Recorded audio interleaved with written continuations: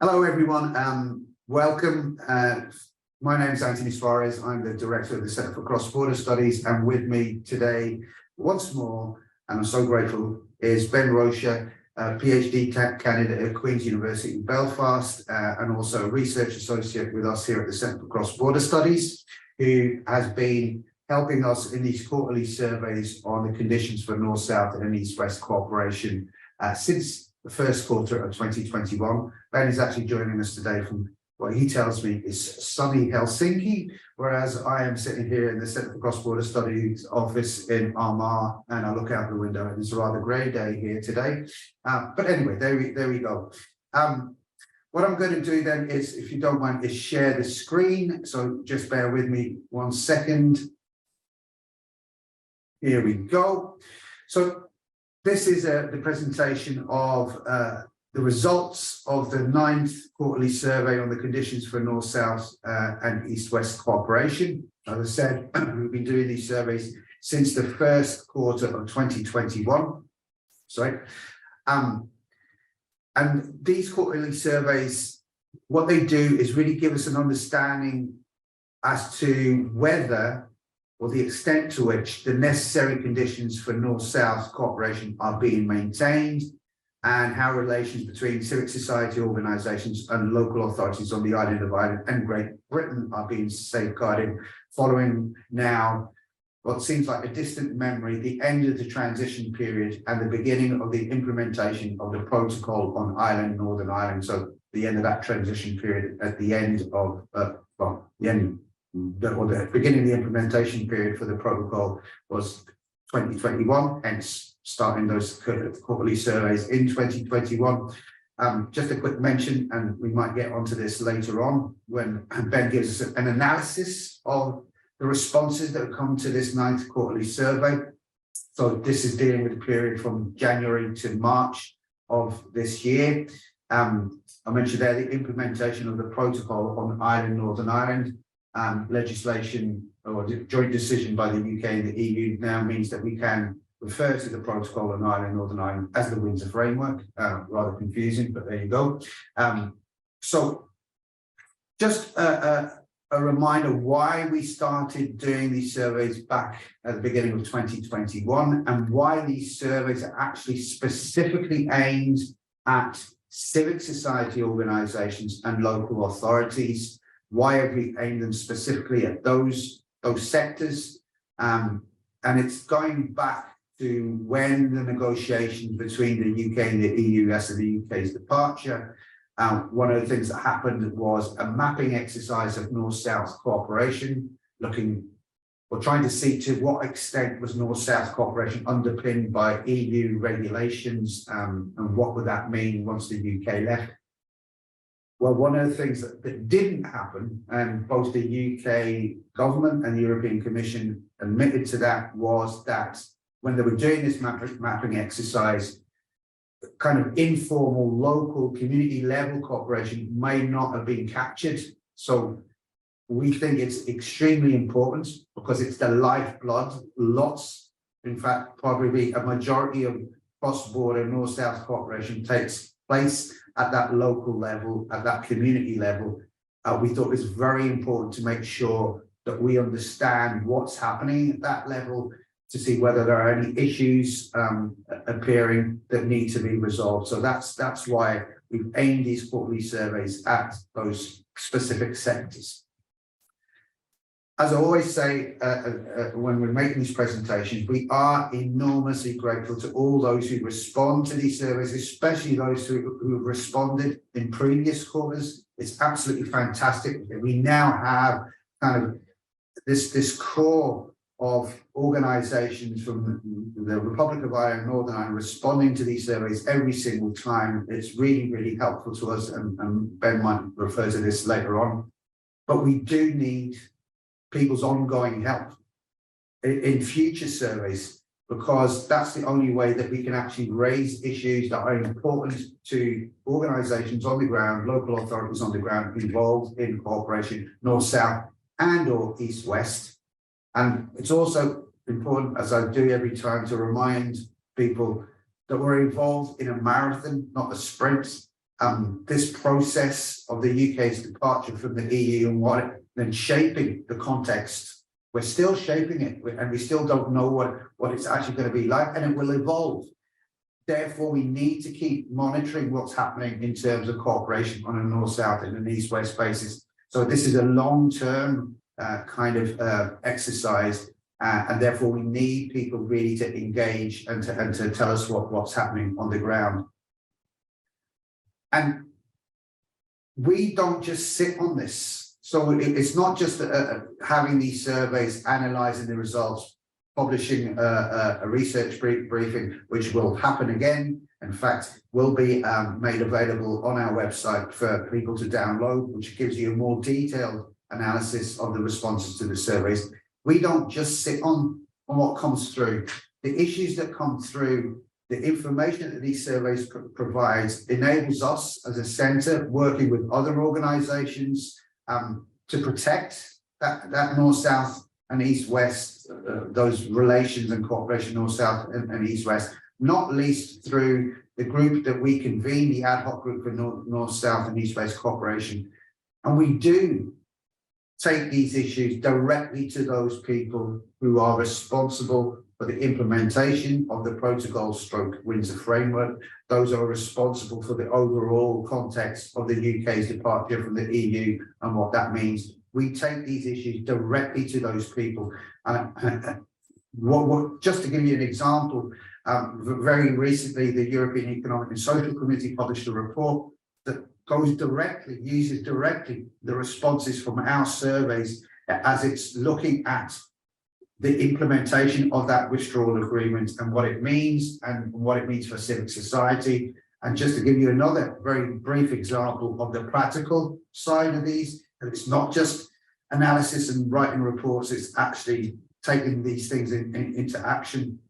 One of the concerns that's been repeatedly raised in quarterly surveys now for quite a while was the UK government's introduction of the electronic travel authorisation system.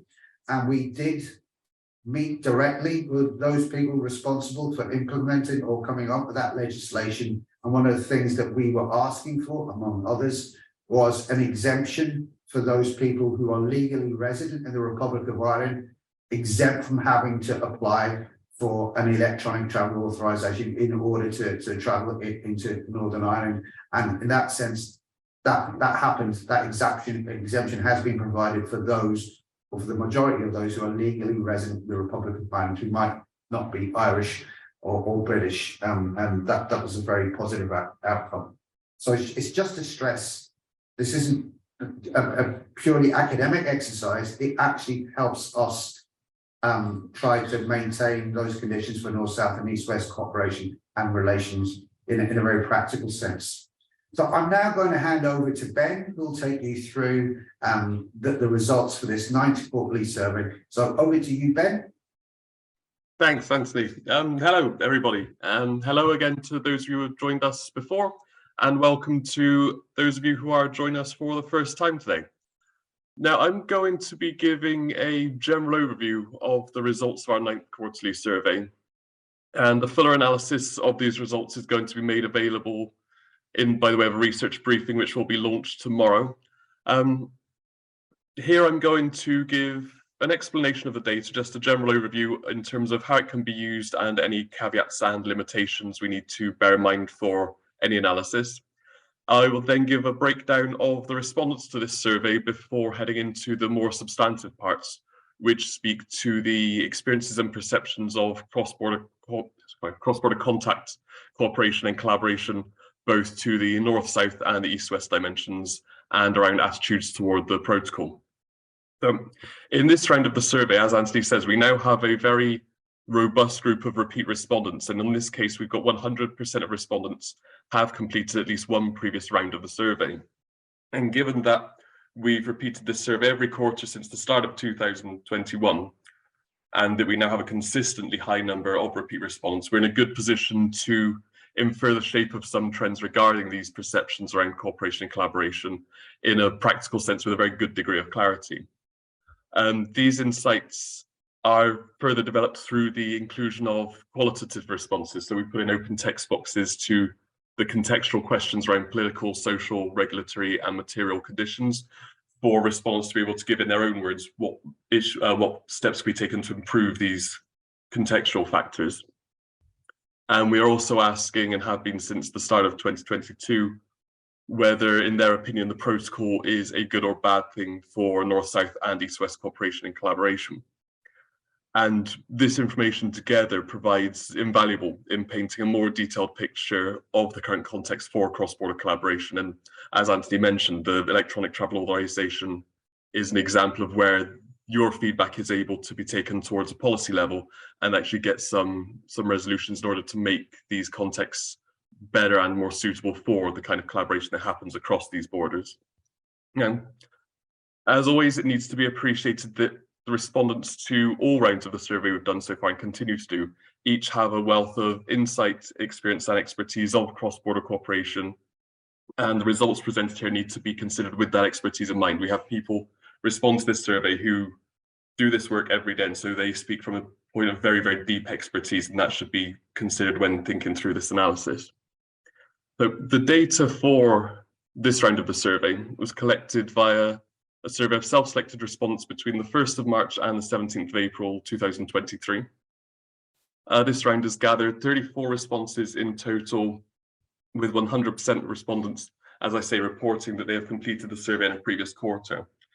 In terms of the demographic breakdowns, 32% of respondents were based in the Republic of Ireland, 50% were based in Northern Ireland, and 18% having a presence on both sides of the border. So we're a little heavily biased in favour of Northern Ireland with this round of the survey, but again, we get representation from across the island, which speaks to all of the different dimensions which we're trying to understand better here. Now, looking at the dimensions for the North-South contacts and collaboration, in this quarter, 82% of respondents have had meetings with organisation in the other jurisdiction on the island of Ireland.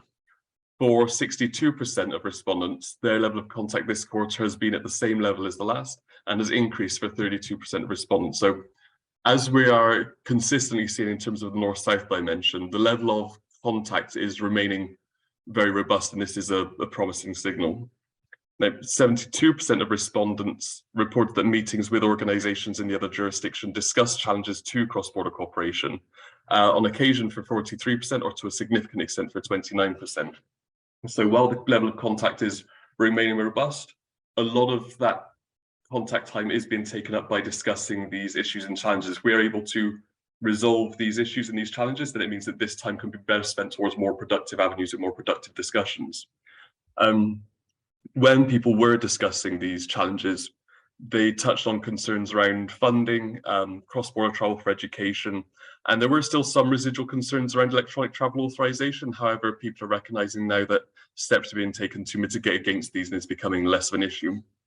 Now, 91% of respondents are currently involved in cross-border collaborations with a partner in the other jurisdiction, and the main areas are community development and cross-border cooperation.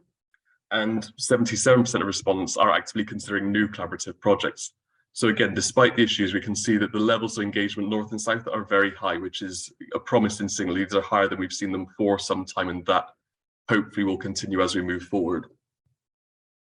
For 58% of respondents who are presently engaged in cross-border collaboration, they have reported they are in receipt of funding for their projects, with the predominant funding source being the Irish government. So while these projects are ongoing, that less than 2/3 are receiving specific funding is perhaps still cause for concern, in that funding does need to be directed towards this end.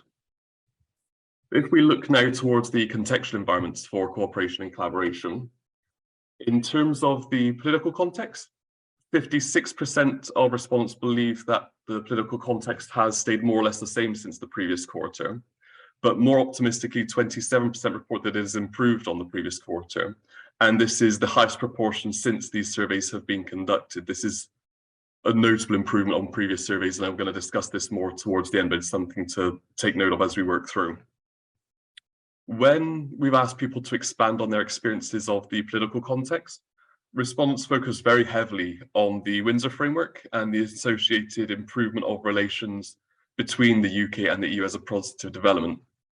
That said, there is still a recognition that tensions among the Protestant Unionist and Loyalist community and the ongoing absence of assembly are still causing political uncertainty in Northern Ireland.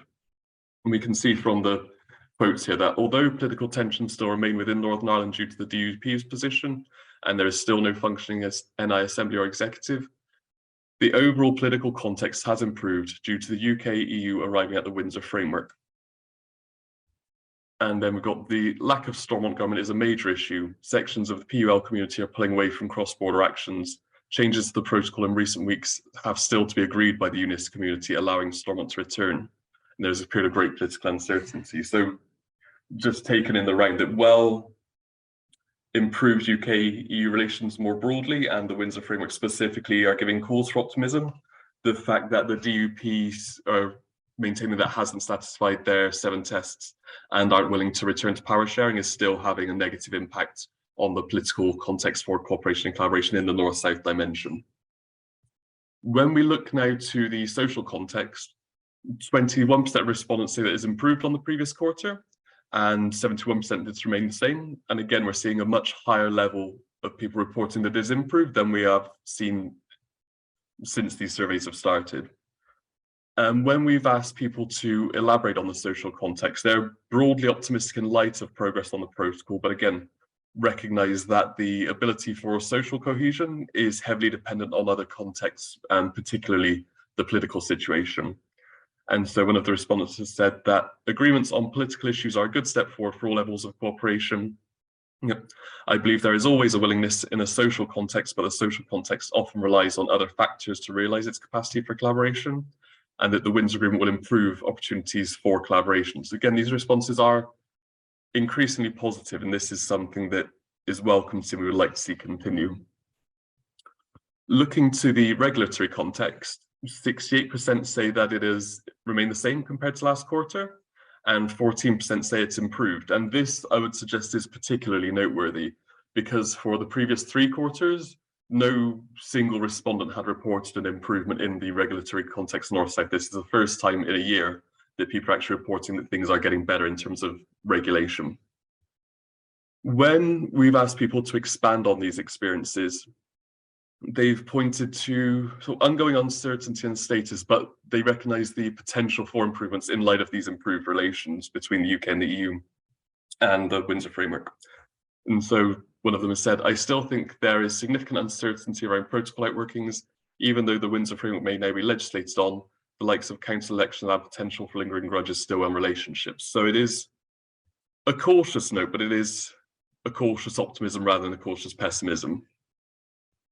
Looking to the material context, 80% of respondents believe that it is the same on the previous quarter, and 8% report an improvement, which isn't that much, but it's still that only 3% on this occasion are saying it has deteriorated. So more people think it has got better than it's got worse. And this is, again, a consistent trend across this quarter, but also it's the first time we've seen this for the time we've been doing these surveys over the last 2 years. When we've asked people to elaborate on the material context, they've pointed again to the potential benefits of the Windsor Framework, that it will simplify some of the admin issues around movements of goods, and that some people in business are getting used to new dimensions and finding the best solutions in a context where everybody is getting economically hit by economic positions across both islands. So again, while there is optimism, people still recognise that it is not an ideal situation just yet. We've asked recently respondents for their own suggestions for improving conditions for North-South cooperation. And in this quarter, there have been suggestions for improving interaction for cross-border school children, for border-proofing policies to minimise the impact of any divergence between the UK and Ireland, improve rail connectivity, which does come up quite frequently, and increased funding from the UK government for specifically North-South projects. We can see that the UK government and civil service should urgently adopt border proofing to ensure the impacts of any policy direction on North-South cooperation and relations are considered properly. This is particularly important if the UK government is considering divergence in areas such as data adequacy, the environment, professional qualifications, etc. We should have more exchange and interaction between children at national and secondary school level through, e.g., an all-island fund, and that we should be trying to bring people together on areas of mutual benefit. I think if the UK government could provide some funding for North-South initiatives, say for example around research, energy, etc., it could benefit both jurisdictions. I know this happens on the likes of Peace Plus as an example, but that covers a particular part of the island. And so generally what people are asking to see here is further sort of deeper UK interest and contribution towards North-South programmes. This is particularly, as Anthony and I were discussing before, is particularly acute given that organisations in the South can still benefit from the European Social Fund, which the North cannot avail of, and that the budget that has just been announced for Northern Ireland is likely to lead some substantial cuts, and so the government needs to make sure that these projects, these bodies, these programmes are not undermined by that lack of funding, and that specific attention needs to be made to ensure that this can go on moving forward. If we look now toward the East-West dimension, this quarter, 50% of respondents report having meetings with organisations in Great Britain. 74% of respondents say that this is the same level of contact as the last quarter, and 12% have reported that their level of contact has increased on the previous quarter. So this is an ongoing state of affairs where the East-West levels of contact are notably lower than those North-South, and this has been a long-standing issue, and I'm not sure that it's reasonable in the future or realistic in the future to get the levels up to the same as North-South, but it's definitely a sign that more attention needs to be given to developing East-West relationships. Now, 59% of respondents report that meetings with partners in Great Britain discuss challenges to cooperation, either on occasion for 53% or to a significant for 6%. And so this is less than those in terms of North-South, but it's also less overall. And so that there is still a large amount of time being used up to discuss these issues would be better used if we can resolve these issues and people can discuss more productively about building and developing the relationships that do exist. Just to go back to funding, the challenges that have been discussed East-West focus specifically on funding schemes and the potential implications of regulatory divergence. And there is hope that protocol agreement will be opened up to potential for collaboration on Horizon EU research projects. And some people have had discussions centred on the regulatory frameworks and provisions and the extent to which these either hindered or supported development work. Now, 41% of respondents say they are currently involved in a collaborative project with a Great Britain-based organisation, and these have primarily been around economic development and community development. And also only 41% of respondents are actively considering initiating new collaborative projects with partner organisations in Great Britain. So again, we see here, similar to the levels of contact, that there are considerably fewer bodies engaged in East-West collaborative projects. And this is something where attention does need to be given because these relationships are vital to maintaining social, economic and political cohesion across these islands. And so attention does need to be given to making sure that these projects do not become neglected because they form a vital function across these islands. 50% of respondents currently engaged in collaborative projects report that their organisation was in receipt of funding for those projects. And this has mainly been drawn from charitable foundations and from the UK government. Now, if we turn to the perceptions of the contextual environment, in terms of the East-West dimension, 47% of respondents believe that the political context has remained the same on the previous quarter, but 35% say it's improved. Again, this is a much higher proportion than we have seen previously and is hopefully a promising sign moving forward. When we've asked response to expand on this, they've again indicated the Windsor Framework and improved UK-EU relations and a generally more proactive attitude at Westminster have improved the political context. Once again, the absence of Stormont is still causing issues. And the contributions here say that the new political leadership in the UK is more capable of negotiating agreements, that unionist parties have become more proactive in the positive outcomes of building relationships East-West, and that GB politicians are becoming open to it, and that the resolution of the protocol agreement, although the flip side is that the continued absence of a sitting assembly and an executive. So if we look towards the social context East-West, 65% of respondents report that it's remained the same on the previous quarter, and 15% say it's deteriorated, but 15% also say it's improved.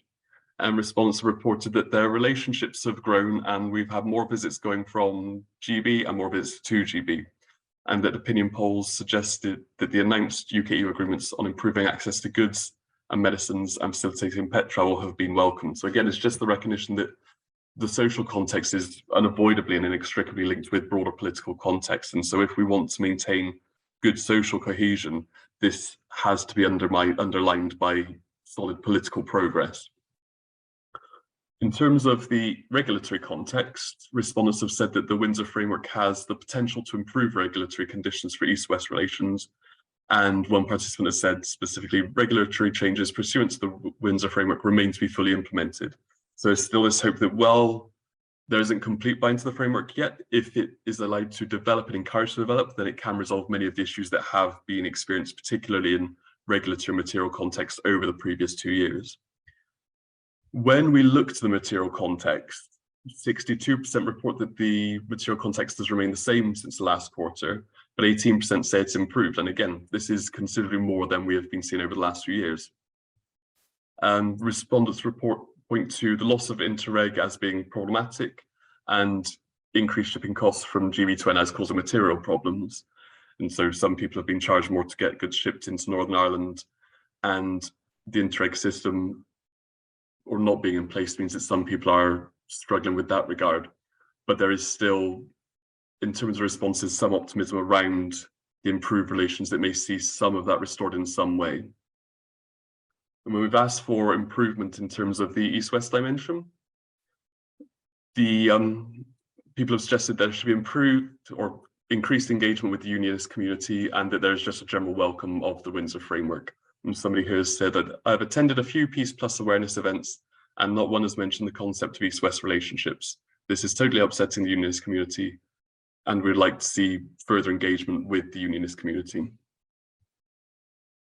Looking now toward the protocol, it's been in effect now for 2 years to some extent or another.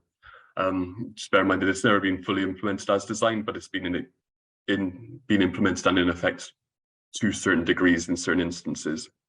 And we've asked respondents whether they believe it is, on balance, broadly a good or bad thing for Northern Ireland, in terms of North-South and East-West cooperation. And 65% of respondents reported that they believe the protocol is, on balance, a good thing for North-South cooperation, compared to 32% who are unsure and 3% who believe it's a bad thing. In terms of East-West relations, 56% believe it's on balance a good thing, with 41% unsure and 3% reporting it's a bad thing. So while there are people who are not necessarily fully sold on the protocol, the general sense that it is much better than the alternative and is on balance more of a positive thing for Northern Ireland than a bad thing in the context of Brexit and in the context of the Brexit that is currently being implemented across the UK. In addition to the questions we've asked specifically, we've asked respondents just in their own words to provide any additional comments and insights they feel would be beneficial to helping understand the impact of Brexit on the protocol on cross-border contact and collaboration, both North-South and East-West. And one we've got here for this quarter is particularly developed, says that cooperation on the island and between the islands must function at different levels, bottom up between the three authorities and at an international level. Each level is important, though the real concrete progress will be made at the bottom-up level between small business, trading, sporting, social, youth and education, tourism, and maybe political. This people-to-people contact builds relationship, and in time trust and confidence emerges more and more. At the upper levels, institutional change can help, though it depends on concurrent improvements at the lowest level. The rail connectivity is an example of such a strategic shift as long-term impact, a bit like the Ballycollar Canal project. The cutting of the railway connectivity in the past was conducted so that natural links between part of the island would be obstructive and that both parts would develop away from each other. And so what people are generally looking for here is the ability to increase cooperation and collaboration and general contact, just increase engagement at local, individual, social and community levels in order to make the most of the opportunities that are available and produce new opportunities for themselves and their communities.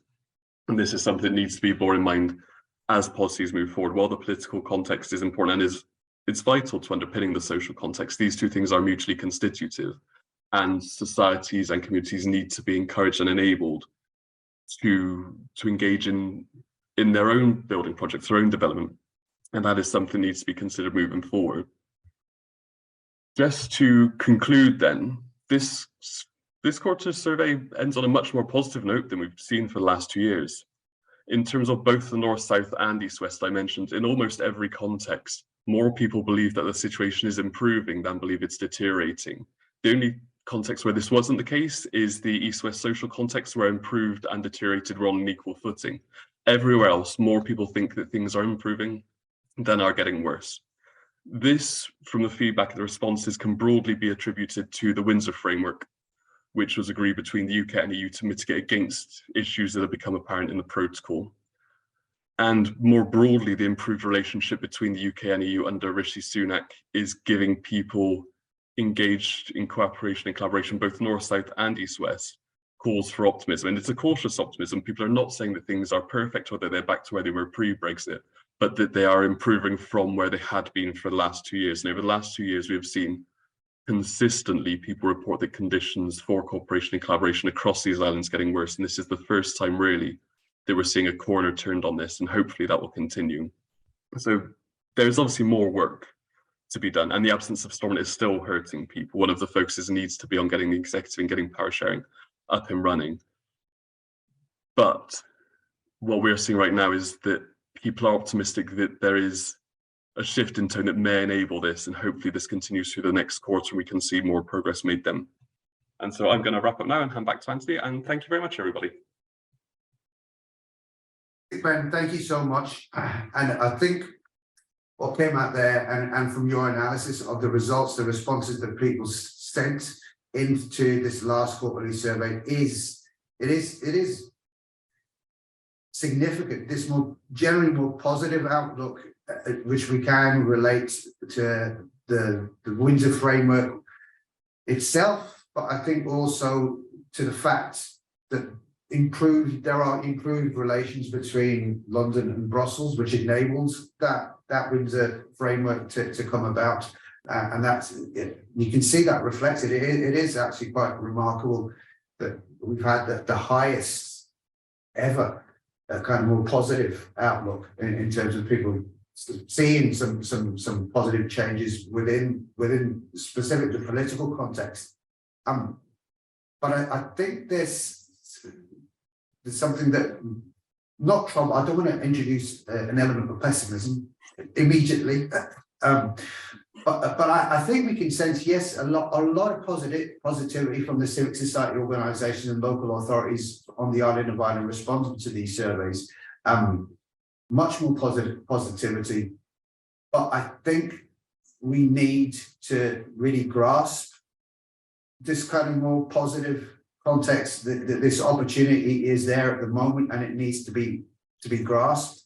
And when I'm saying a kind of not necessarily a negative or a pessimistic, but it's just a reality that perhaps to fully exploit the opportunities, there's this one element that seems to be missing and has been missing for quite a while. It is a Northern Ireland Assembly and an executive, and that is coming through in the responses. That lack of an assembly. So, do you think we should be kind of a bit cautious, or maybe put it another way, encouraging? Should we be encouraging for all to be grasping at this opportunity, this more positive context that we see before it kind of drifts away again?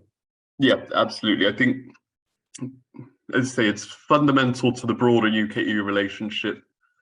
The Windsor Framework is good and important and vital in a practical sense. I think the fact that this came with the UK dropping the Northern Ireland Protocol Bill was a sign of goodwill, that they're willing to engage rather than try and wreck things. And it's been more discursively, more in terms of rhetoric, there's been a notable change under Rishi Sunak that is trying to, say, discursively trying to engage more productively. It's less trying to undermine. There's less government by headlines. And so it does feel more like there is a deeper and perhaps more sincere engagement with these issues. And I would not like for that to be wasted or squandered. And so, yes, I think encourage people to grab these opportunities while they're there and to develop on them. And hopefully, while people are doing that, more progress can be taken at the political level between Westminster and Stormont to get the executive back up and running. Because without that, people can do a lot and people are continuing to do a lot, but they are constantly being hobbled by the lack of an executive. We've seen that. I think last year when the heating payments were delayed by so many months because there was nobody there to make the decision. If we look at the state of the NHS, because civil servants cannot make those decisions on operational measures within the NHS, and look at the budget that's come through from the Secretary of State, we need an executive. People can do a lot and people work hard and people love this place, but without an executive, it makes it so much harder. And so yes, people should be grabbing this. Hopefully the May elections will cause some change in incentives for people to return to Stormont. And I think that the local elections are what will play out in the next quarter, and we'll see what's happening there. Yeah, and you touched there on the, in terms of the Northern Ireland context specifically, so obviously lack of an executive, lack of an assembly, that's problematic, but I think one of the things, the real challenges, but there's huge positives. You can see it coming through the responses. You can see organisations engage in collaboration, wanting to continue that collaboration, kind of saying that they're engaging in new collaboration, particularly on the north-south front. Yeah. Perhaps not as to a lesser extent on an east-west basis, which is an ongoing issue, and we have raised that. And just to go back, this isn't just an academic exercise. One of the things that we have been put into decision makers, particularly on the UK government side, is there is this lack of funding support, specific funding support for that east-west dimension to encourage that collaboration on an east-west basis. But one of the real challenges at the moment is that the serious financial situation in which Northern Ireland finds itself, the funding, the huge funding gaps, and that community organisations and local authorities in Northern Ireland will have less funding available, and therefore they're dealing with those serious challenges, and there is the potential then that they're spending time on dealing with that. There's really crucial things, that the fact that funding has been cut, the European Social Fund that's no longer available, and then you have these cuts here at Northern Ireland level in terms of the budget. And the situation is, let's say, very different when you turn to the Republic of Ireland, where that budget or the financial situation generally on a national level seems very robust. And obviously organisations there still have access to certain European programmes that Northern Ireland no longer does. And that could be, unless it's addressed, that could be a challenge. It's just that focus organisations in Northern Ireland have in terms of the day-to-day and needing to... Yeah, exactly. And it's beyond the financial impact. Obviously, the financial impact is going to be huge. But on top of that, it's that, let's say, when people are talking about the disruption calls, people are going to have to spend time going through meetings to talk about how to change their budget allocations, how to change their resource allocations. And this is time that they could be using to focus on more productive and proactive avenues. And so it's not only that people are going to be missing out on money, they're going to have to spend time on discussing how this missed money gets reallocated, which eats into other more promising areas of discussion. Yeah. Okay, we're going to finish there, but just to make sure we finish on a positive, the responses were positive. There is a real positive outlook in this quarter. We haven't seen it before at this level in all of the surveys that we've done since the beginning of 2021. So let's just keep on that positive note and just make sure that we exploit the opportunities that seem to be out there in terms of relations within and across these areas. So thank you so much, Ben, for taking the time to get helping us out. And thank you, everybody, and we'll see you the next time.